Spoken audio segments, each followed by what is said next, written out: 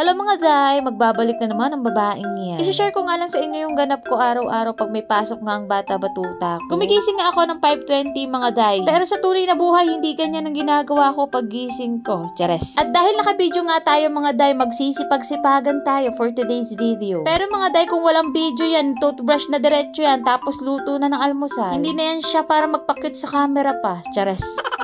At dahil nga nakabidyo tayo mga day, may skincare nga ang babaeng pero kung wala nga camera yan mga day, wala akong ganyan-ganyan. Walang mga kaartehan na ganyan. Sobrang ang dami kong time dyan mga day. Paano? 4 AM pa lang nagising na nga ako. Dahil nga yung bata batuta ako, bigla na lang akong ginising na walang dahilan. Hanggang sa hindi ko na nga nakuha yung tulog ko. Inantay ko na nga lang mag 5:20 mga day para nga gisingin ng bata batuta ko. Ganyan talaga ang eksena namin araw-araw mga day. Kaya kung kapitbahay nyo kami mga day, umaga pa lang, maingay ng mag-inang yan.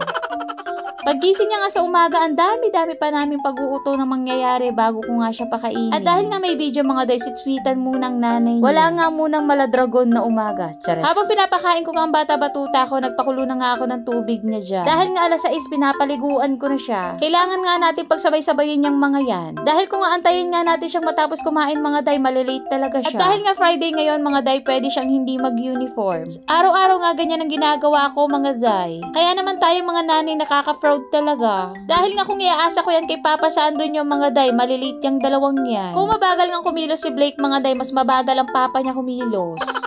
Kaya umaga pa lang mga day, pagod na ang babaeng yan. At syempre mga day, hindi pa dyan natatapos ang trabaho ko. Dahil pagsundo ko nga dyan sa anak ko, may mga routine pa kami na dapat gawin. Pero sa umaga naman mga day, ang Papa Sandro nga ang naghahatid sa bata batuta ko. Yan talaga ang routine namin araw-araw. At ganyan nga rin kasweet yung bata batuta ko, may video man o wala. Hindi yan aalis hanggat wala yung kiss at yakap sa akin. Huy. Pag-alis nga nung mag-ama ko mga day, syempre hihilata na ang babaeng yan. Pero syempre mga day, lang yon. Habang inaantay ko nga ang Papa Sandro niya, humiga muna nga ako. Dahil nga nagpabili ako ng lulutuhin, kapampangan kene.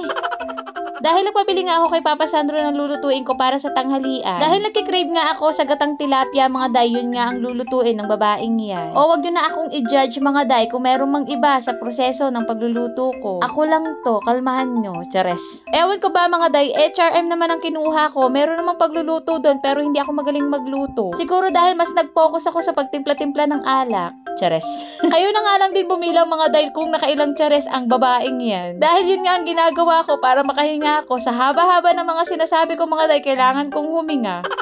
Wala namang iba sa niluluto ko mga day, pinrito ko lang yung tilapia at pinakuluan ko lang yung gata at nilagay ko na yung gulay, yun na yun. Syempre mga day, nilagyan ko ng bawang sibuyas luya para naman hindi siya malansa. Para sa akin mga day, napakadali lang niyang lutuin at napakabilis, hindi siya matrabaho. Natapos na nga ako magluto ng tanghalian mga day, itong video na to nung isang araw pa. Idadagdag ko na nga lang siya dito mga day para i-share ko sa inyo yung ginagamit kong ilaw para maging maganda ang quality ng video ko. At syempre mga day, another voodoo na naman to sa inyo. Chares. Ganyan nga mga day yung quality ng video ko pag may ilaw siya. O diba nagpa-cute pa ang anak ko. At ganito naman mga day pagka walang ilaw. Kaya kung katulad kita na nagtitinda online mga day, perfect to. At syempre mga day, perfect din siya pang TikTok natin para magandang quality ng video natin. Kahit anong camera pa nga yan mga day, lagyan mo lang ng mga ganyang lightning, perfect yan. Sobrang gandang-ganda nga ako sa ilaw na yan mga day. Meron na nga rin siyang set ng ilaw mga day, kayo na lang mag-adjust kung anong gusto nyong lakas ng ilaw. Meron na nga rin siya kasamang remote mga day, saka meron na rin siya kasamang stand, kaya napaka-perfect niya. Pero kailangan nyo nga lang bumili ng adapter mga day dahil iba nga ang saksakan niyan.